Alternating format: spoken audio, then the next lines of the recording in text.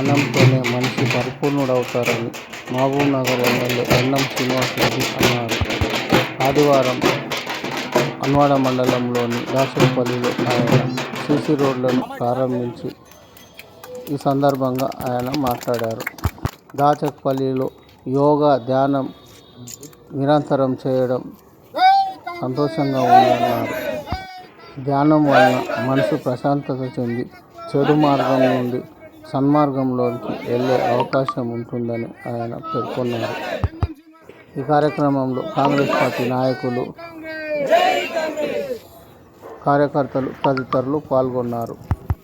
మా ఛానల్ను మొదటిసారి చూస్తున్నట్లయితే షేర్ చేసి సబ్స్క్రైబ్ చేసుకోగలరని మనవి.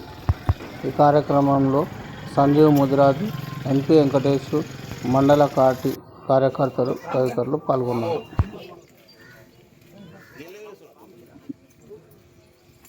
ఈరోజు గతంలో ఎమ్మెల్యే ఉన్నప్పుడు కూడా ఇక్కడికి వచ్చాను.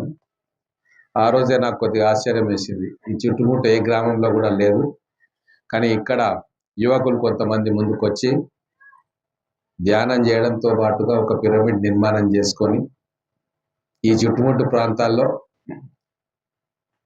చాలామందికి ధ్యానం చేస్తే కలిగే లాభాలను ఆ రోజు నుంచి ఈ రోజు దాకా ఆ ధ్యాన ప్రచారం చేస్తూ ఉన్నారు.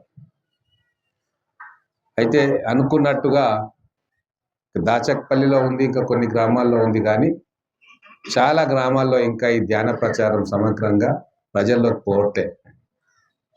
మరి దానికి అనేక కారణాలు.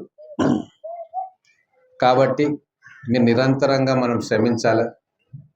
ఇంకా ఎక్కువ ఉత్సాహంతో మనం ఈ జ్ఞానాన్ని, ఏదైతే మెడిటేషన్ చేసుకుంటే వచ్చే లాభాలని అందరికీ కూడా వివరించే కార్యక్రమం ఇంకా చేయాలని చెప్పి మనం కోరుకుంటా ఉన్నా. ముఖ్యంగా పిల్లలను ఈ మార్గం వైపు తీసుకురావడం అనేది చాలా మంచి విషయం. ఎందుకంటే ఇవాళ రేపు చాలా ఎమోషనల్ అయిపోతూ ఉన్నారు పిల్లలు.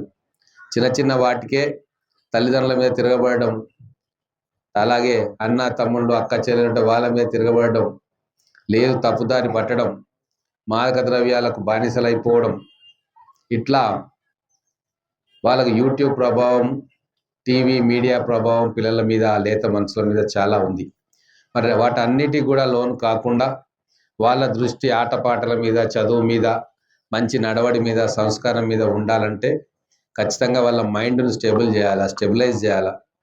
దానికి ధ్యానం చాలా ఉపయోగపడుతుంది, అందులో ఎటువంటి సందేహం లేదు. కాబట్టి ఈ పిరమిడ్ సభ్యులందరికీ నేను విజ్ఞప్తి చేస్తూ ఉన్నా, మీరు పాఠశాలలకు కూడా వెళ్ళండి.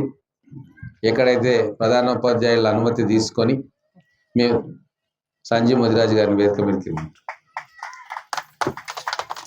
ఏ కార్యక్రమం చేసినా తూతూ మంత్రంగా చేస్తే ఫలితం రాదు. యుద్ధ ప్రాతిపదికన యుద్ధంలాగా మనం చేస్తే అప్పుడు కానీ మనకు సక్సెస్ రాదు. కాబట్టి ఆర్గనైజర్స్ ఎవరైతే ఉన్నారో ఇక్కడ మహబూబ్నగర్ మండలం సంబంధించిన వాళ్ళు, అలాగే మహబూబ్నగర్ జిల్లాకు సంబంధించిన వాళ్ళు